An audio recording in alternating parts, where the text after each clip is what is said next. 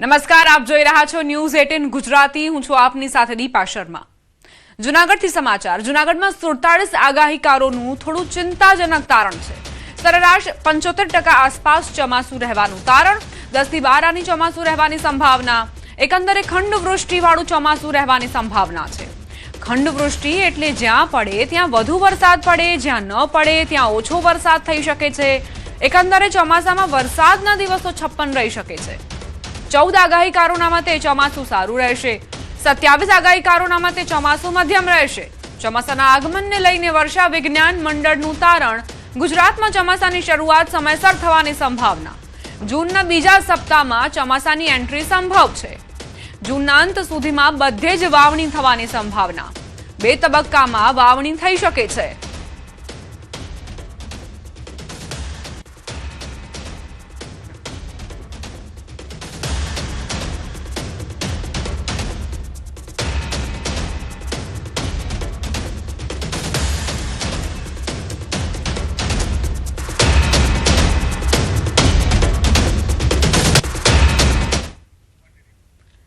जूने वावणी लायक पहलो वरसाद थशे। खेडूतोना हૈયે ટાઢક વડે એવી આગાહી કરી છે જાણીતા આગાહીકાર રમણીક વામજાએ। જૂનાગઢમાં વંથલી સોરઠના રમણીકભાઈ વામજાએ ચોમાસું લાંબુ ખેંચાવાની આગાહી કરી। સાથે જ તેઓએ કહ્યું કે જૂન મહિનામાં જ ખેતીલાયક 3 વરસાદી રાઉન્ડ આવશે। પરિસંવાદમાં પોરબંદર જિલ્લાના કવલકા ગામના આગાહીકાર ભીમાભાઈ ઓડેદરાએ વર્ષ 2026નું ચોમાસું ખૂબ જ શાનદાર રહેવાની આશા વ્યક્ત કરી। તેમના મતે 1 જૂનથી જ મજબૂત વરસાદી સિસ્ટમ એક્ટિવ થઈ જશે। રાજકોટ જિલ્લાના પાટણવાવના આગાહીકાર રજનીકાંત લાલાણીના મતે વર્ષ 2026માં મેઘરાજા અલગ અલગ રાઉન્ડમાં ધબધબાટી બોલાવશે। ચોમાસાની શરૂઆતમાં સારા વરસાદ બાદ પાછળથી ખેડૂતોની ચિંતા વધે એવી આગાહી। આ વર્ષે વરસ સારામાં જશે। એનું કારણ કે 27/2/2026 માસ વચની અંદર સૂર્યગ્રહણ હોવાથી વરસ સારું જાય છે। 3 ફાગણ સુધી હોળિકાને દહનની હિસાબે ચંદ્રગ્રહણ હોવાથી પવન ને ઝાડ ઊંચી ગયેલો હોવાથી ઉત્તર દિશામાં દક્ષિણ દિશામાં એટલે ગુજરાતમાં પણ વરસાદ સારો થશે। હોળીને ઝાડ 7 દિવસ કે આગળ પાછળ વરસાદ ખાલી કેસુડા ધોવે એટલે વરસાદ છાંટારૂપી વરસાદ છે। જો કરા સાથે વરસાદ ઉતાણી પર વરસાદ થાય તો વરસ નબળું થાય, પણ આ વર્ષે ખાલી છાંટા પડે એટલે વરસ ઉતાણી પર વરસાદ પણ સારું। લાકડી માપદંડ પર 6 ઇંચ વરસાદ થશે। 55 થી 60 વરસાદ થશે। વાદળા હોવાથી અનાજ પુષ્કળ પાકશે અને 4 મહિના પણ વરસાદ સારો છે। કૃતિકા નક્ષત્રમાં 11/5 થી 2026 કૃતિકા નક્ષત્રમાં 23/5 સુધી એટલે કૃતિકા નક્ષત્રમાં વરસાદ થયેલો હોવાથી આ એટલે વરસ સારું જશે। ત્યારે 7/6 અમુક જગ્યાએ વાવણી થાય, બીજી વાવણી 20/6 વાવણી થાય, ત્રીજી વાવણી 27/6 સમગ્ર સૌરાષ્ટ્રની અંદર વાવણી થશે। અતિ ભારે વરસાદ થશે। ખેડૂત માટે વરસ સારું, વેપારી માટે ગાજવીજ વધારે થશે, કરા સાથે વરસાદ થશે। તો 2026ની વર્ષા ઋતુ ખૂબ સારો વરસ છે અને ખૂબ વરસાદ થશે એવું અનુમાન છે। આ વખતે પુષ્કળ વરસાદ રહેશે અને 1 જૂનથી બહુ સિસ્ટમ સારી આવે છે। એ કદાચ ઝાઝા થોડો છૂટો થયો પણ એકદમ છે મજબૂત। એ પછી એકથી એક ખરા સિસ્ટમ બધી મજબૂત આવે અને બધી સિસ્ટમ એકદમ સ્ટ્રોંગ છે। ખૂબ વરસાદ થશે।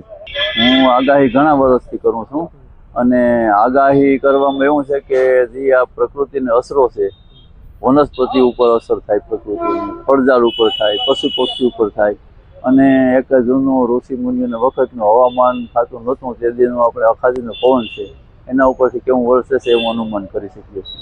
આ વર્ષ સૌરાષ્ટ્ર, કચ્છ અને ગુજરાતમાં આ વર્ષ ખૂબ જ સારું રહેશે અને વરસાદ 48 ઇંચ જેવો સરેરાશ આપણે થશે, તેમજ 11 આની વર્ષ રહે છે અને પ્રથમ પ્રી મોન્સૂન તારીખ 25/5/2026 થી તારીખ 29/5/2026 પ્રી મોન્સૂન શરૂઆત દરિયામાં અરબી સમુદ્રમાં હવાનું દબાણ સર્જાય તો પ્રી મોન્સૂન ચોમાસાની શરૂઆત થાય છે અને વાદળો બંધાય છે, ક્યાંક છાંટા પડે અને ક્યાંક વીંટોળિયા સાથે પવન પણ વધારે હોય છે, જેને વાવાઝોડું ન કહેવાય પણ સાયક્લોનિક પવન કહેવાય છે, જે 10 થી 15 મિનિટ જ એ પવન ફૂંકાતો હોય છે।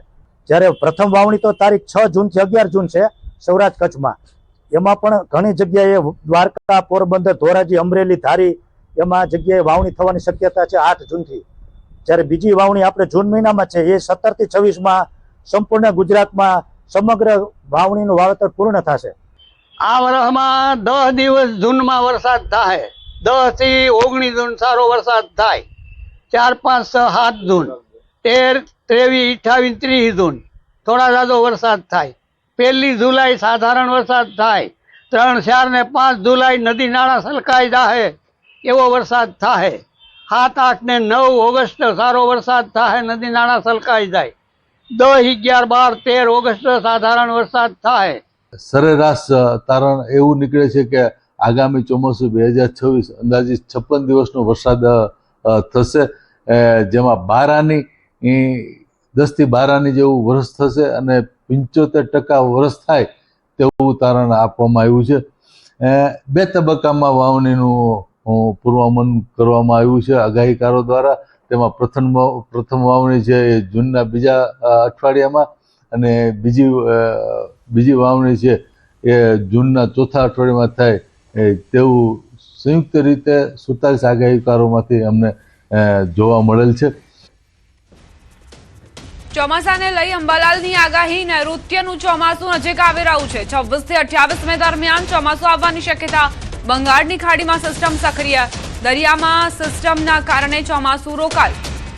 ટૂંક સમયમાં કેરળ પહોંચી જશે ચોમાસું. લગભગ અરબ સાગર સુધી તો ચોમાસું પહોંચી જવાની શક્યતા રહેશે. ચોમાસું કેરળ કાંઠે નજદીકમાં હશે. લગભગ અરબ સાગરની સિસ્ટમ થોડી હટી જાય, જે સિસ્ટમ પાછા પાડે છે પવનોને, એ સિસ્ટમ નબળી પડતા ચોમાસું લગભગ 26 મેથી કે 28 મેથી આવવાની દક્ષિણ છેડે આવી જવાની શક્યતા રહેશે. 1 જૂન સુધી પણ આવી જવાની શક્યતા રહેશે. પણ કેરળ કાંઠે ચોમાસુની પુષ્ટિ તો ત્યારે થઈ શકે કે જ્યારે હવામાન ખાતું તેની પુષ્ટિ કરે ત્યારે જ પુષ્ટિ થઈ શકે. રાજ્યમાં 3 દિવસ કાળઝાળ ગરમીનો પ્રકોપ યથાવત રહેશે. ગરમીને લઈ હવામાન વિભાગની આગાહી. 28 મે બાદ તાપમાનમાં 2 થી 3 ડિગ્રીનો ઘટાડો થવાની સંભાવના. 28 મે સુધી સૌરાષ્ટ્ર કચ્છમાં ગરમ પવન ફૂંકાવાની શક્યતા છે. 42 ડિગ્રી સાથે રાજ્યનું સૌથી ગરમ શહેર રહ્યું ગાંધીનગર.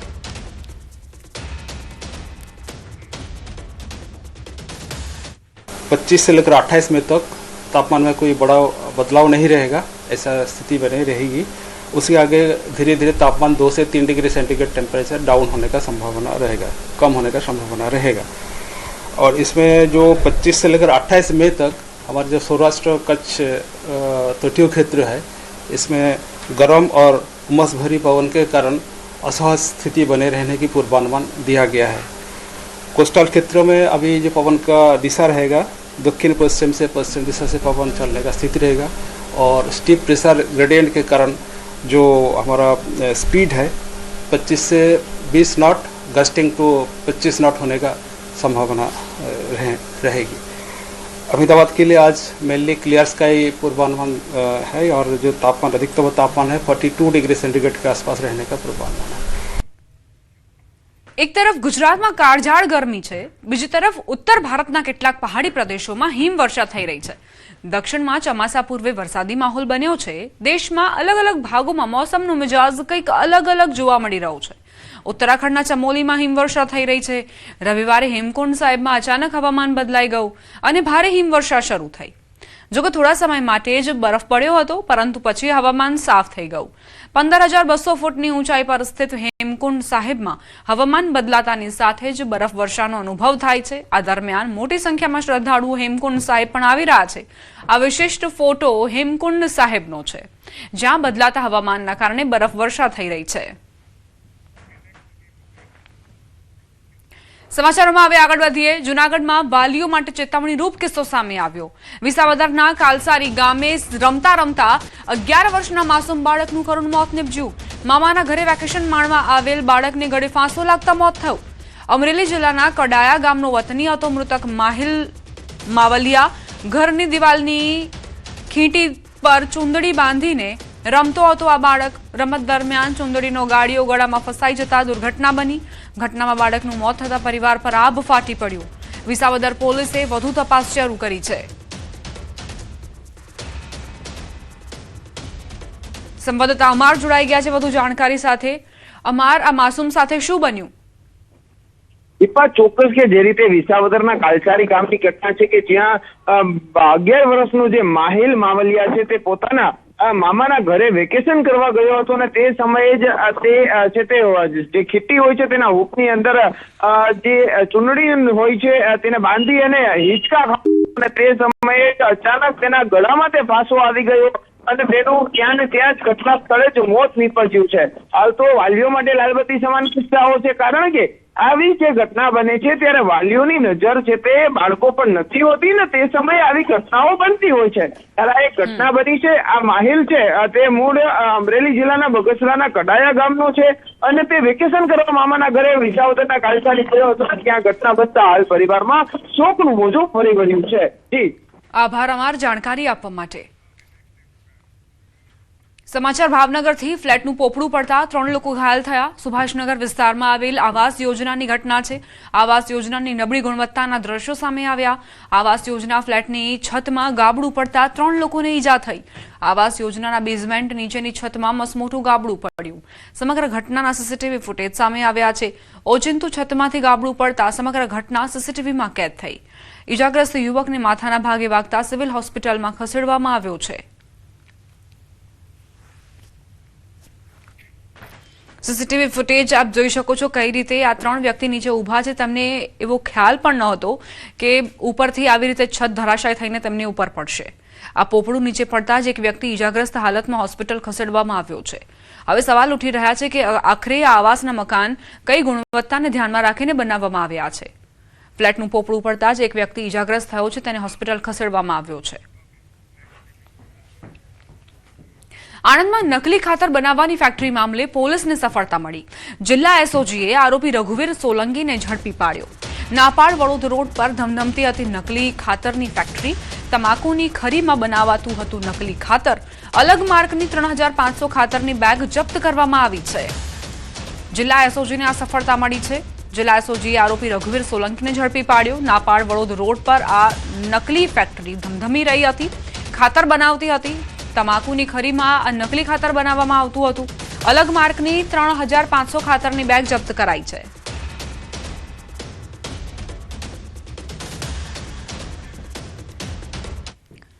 સમાચાર સુરતથી પ્રાપ્ત થઈ રહ્યા છે. ડુપ્લિકેટ નોટના કૌભાંડનો પર્દાફાશ થયો છે.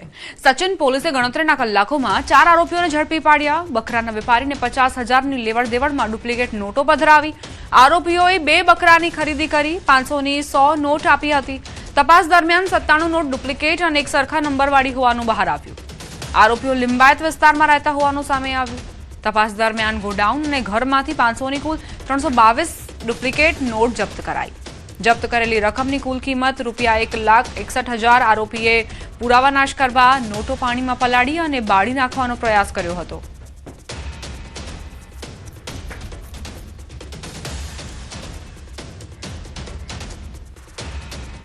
અમદાવાદના કાલુપુર વિસ્તારમાં આવેલી બેંક ઓફ બરોડાની આરબીઆઈ કરન્સી ચેસ્ટમાંથી 8 કરોડ 70 લાખ રૂપિયાની ઉચાપતના કેસમાં કાલુપુર પોલીસે વધુ 2 આરોપીની ધરપકડ કરી. તપાસમાં ખુલાસો થયો કે પિતા પુત્ર જોડી અને મુખ્ય આરોપીએ મળીને પૂર્વ આયોજિત કાવતરું રચી મોટું કૌભાંડ આચર્યું. વટવા વિસ્તારમાં રહેતા ઝુલ્ફિકાર મુસ્તાક અંસારી અને તેમના પુત્ર સુલતાન અંસારીની પોલીસે ઘરેથી ધરપકડ કરી છે અને તેમની પાસેથી 60 લાખ રૂપિયા રોકડા પણ કબજે કરવામાં આવ્યા. પોલીસ તપાસમાં બેંકમાં કાર્યરત મુખ્ય આરોપી હરિસિદ્ધ અર્જુન કડિયારાએ ઈ કુબેર કરન્સી ચેસ્ટ પોર્ટલમાં ખોટી એન્ટ્રીઓ અને ખોટા બેલેન્સ સર્ટિફિકેટ બનાવીને 6 જાન્યુઆરીથી 13 મે વચ્ચે 8 કરોડ 70 લાખ રૂપિયાની ઉચાપત કરી હતી. પકડાયેલા પિતા પુત્ર રોકડ હેરફેરની કામગીરીમાં મદદરૂપ બન્યા હતા અને લાલચમાં આવી ગુનામાં જોડાયા હતા. પોલીસે અત્યાર સુધીની કાર્યવાહીમાં આરોપીઓ પાસેથી કુલ 2,85,47,500 રૂપિયા રોકડા, કાર અને 3 મોબાઈલ ફોન સહિત કુલ 2,91,83,000 રૂપિયાનો મુદ્દામાલ કબજે કર્યો. જ્યારે બાકી રકમ અને અન્ય સંડોવાયેલા લોકો અંગે વધુ તપાસ ચાલુ છે.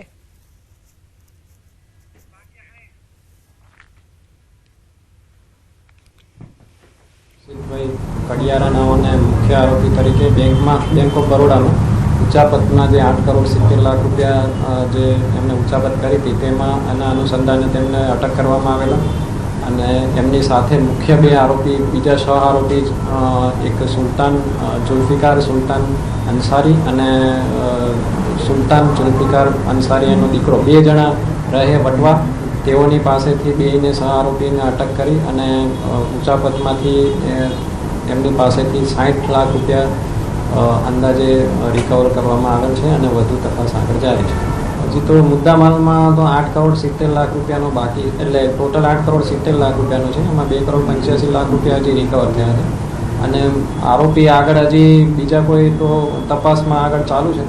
હજી કદાચ એકાદ બે આરોપી જે એને સહ આરોપી બેંકવાળા કે કોઈ પણ હશે તો એ આગળ અમે પકડવાની તજવીજ કરીશું. જેમ જેમ તપાસમાં નામ ખુલતા જશે તેમ આગળ એમની ધરપકડ કરવાની. અમરેલી જિલ્લાના જાફરાબાદના કડિયાળી ગામમાં સિંહનો આતંક જોવા મળ્યો. ગામમાં શિકારની શોધમાં સિંહ ઘૂસી આવતા પશુઓમાં ભારે અફરાતફરી મચી ગઈ. સિંહ પાછળ અને આગળ પશુઓ જીવ બચાવવા દોડતા જોવા મળ્યા. સમગ્ર ઘટના સીસીટીવી કેમેરામાં કેદ થઈ, જેનો વિડીયો હાલ સોશિયલ મીડિયામાં વાયરલ થઈ રહ્યો છે. સ્થાનિકોમાં ભયનો માહોલ ફેલાયો છે.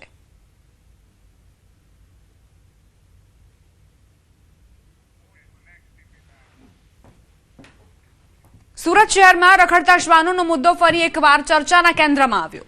સુરતના રિંગ રોડ વિસ્તારમાં આવેલી બેગમવાડીની તિરુપતિ માર્કેટમાં ખરીદી કરવા આવેલી મહિલાના માસૂમ બાળક પર રખડતા કૂતરાએ હુમલો કરતા સમગ્ર વિસ્તારમાં અફરાતફરીનો માહોલ સર્જાયો. ઘટના બાદ સ્થાનિક વેપારીઓ, ગ્રાહકો અને લોકોમાં ભારે રોષ જોવા મળ્યો. બેગમવાડી વિસ્તારમાં આવેલી તિરુપતિ માર્કેટમાં રોજબરોજ મોટી સંખ્યામાં વેપારીઓ, ખરીદદારો અને પરિવારોની અવરજવર રહેતી હોય છે. ઘટના સમયે એક મહિલા પોતાના બાળક સાથે ખરીદી માટે માર્કેટમાં પહોંચી હતી. દરમિયાન પાર્કિંગ વિસ્તારમાં અચાનક ફરતા એક રખડતા શ્વાને બાળક પર હુમલો કરી દીધો હતો. આ ઘટનાએ ફરી એકવાર શહેરમાં વધી રહેલા રખડતા શ્વાનોના પ્રશ્નને લઈને અનેક સવાલ ઉઠાવ્યા છે. શ્વાન કરડવાની બાબતમાં કે રખડતા શ્વાન બાબતની ઓનલાઈન ફરિયાદમાં પણ 24 કલાક ને 48 કલાક તો દૂર 5-5 દિવસ સુધી એનું કોઈ નિરાકરણ થતું નથી કે જેનું કાયમી સોલ્યુશન આવવું જોઈએ થતું નથી. એ શાસકોની અને વહીવટી તંત્રની નિષ્ફળતા પુરવાર કરે છે. વાવથરાદના દિયોદર તાલુકા પંચાયતમાં હોદ્દેદારોની ચૂંટણીને લઈ ગરમાવો યથાવત. પ્રમુખ ઉપપ્રમુખ વરણી મામલે કોંગ્રેસ નેતાઓએ ધરણા કરતા મામલો બિચક્યો હતો. સાંસદ ગેનીબેન ઠાકોર અને શિવા ભૂરિયા સહિતના આગેવાનો ધરણામાં જોડાયા હતા. આજે ચૂંટણીની માંગ સાથે સદસ્યો સભાખંડમાં એકઠા થયા હતા. આજે જ પ્રમુખ ઉપપ્રમુખની ચૂંટણી કરાવવા કોંગ્રેસ આગેવાનો મક્કમ બન્યા. રોષે ભરાયેલા સમર્થકોએ સરકારી વાહનોના ટાયરોની હવા કાઢી નાખી હતી. તંગદિલી વચ્ચે હાલ 4 પોલીસ સ્ટેશનના કર્મીઓને તૈનાત કરવાની ફરજ પડી.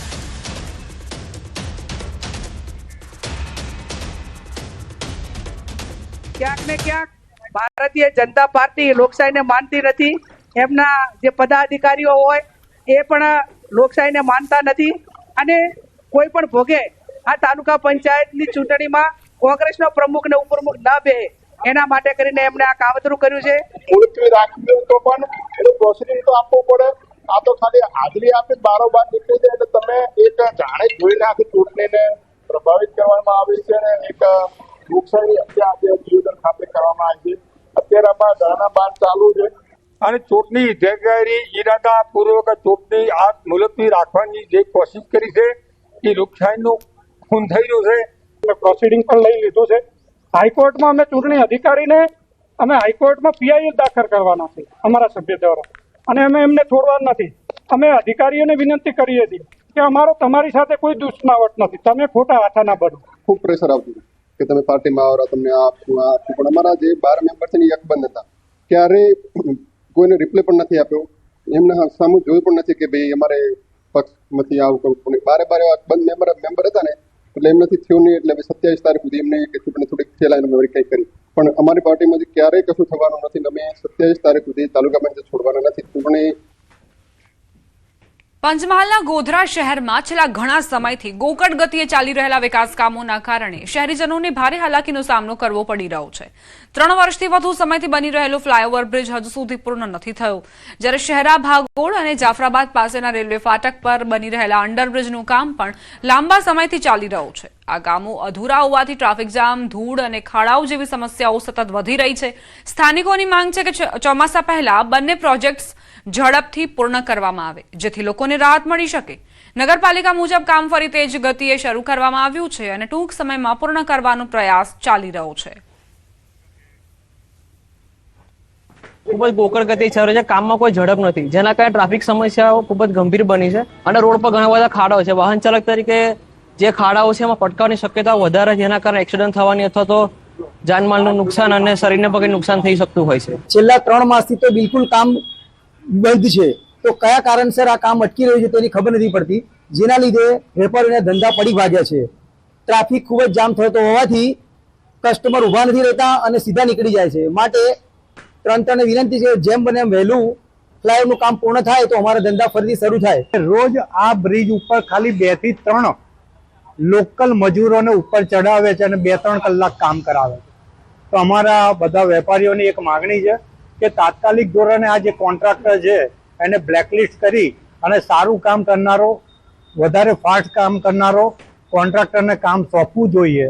આવનાર સમયમાં ચોમાસું ખૂબ જ સામે છે, ઉપર છે.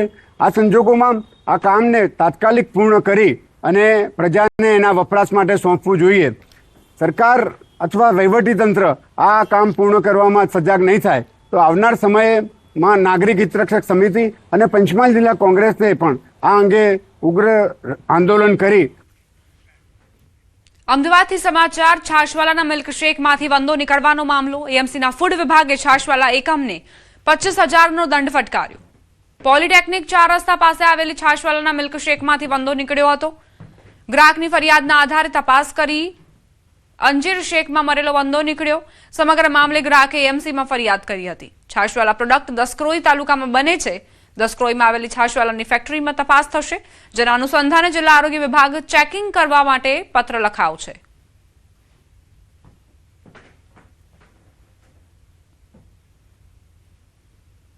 આ ફરિયાદના અનુસંધાને કોર્પોરેશનના આરોગ્ય વિભાગ દ્વારા જે તે દુકાનદારને 25,000 રૂપિયા પેનલ્ટી કરવામાં આવેલી છે અને આ પ્રોડક્ટનું મેન્યુફેક્ચરિંગ જ્યાં થઈ રહ્યું છે એટલે કે દસક્રોઈ તાલુકામાં થઈ રહ્યું છે તો અમદાવાદ જિલ્લાના ડેઝિગ્નેટેડ ઓફિસર કે જેઓના કાર્યક્ષેત્રમાં આ મેન્યુફેક્ચરિંગ યુનિટ આવે છે તો તેમાં વિગતવાર તપાસ કરવા માટે તેમને જાણ કરવામાં આવેલી છે અને વધુમાં આ દુકાન પાસે પરથી પણ સર્વેલન્સ સેમ્પલની કલેક્શન પણ કરવામાં આવેલ છે.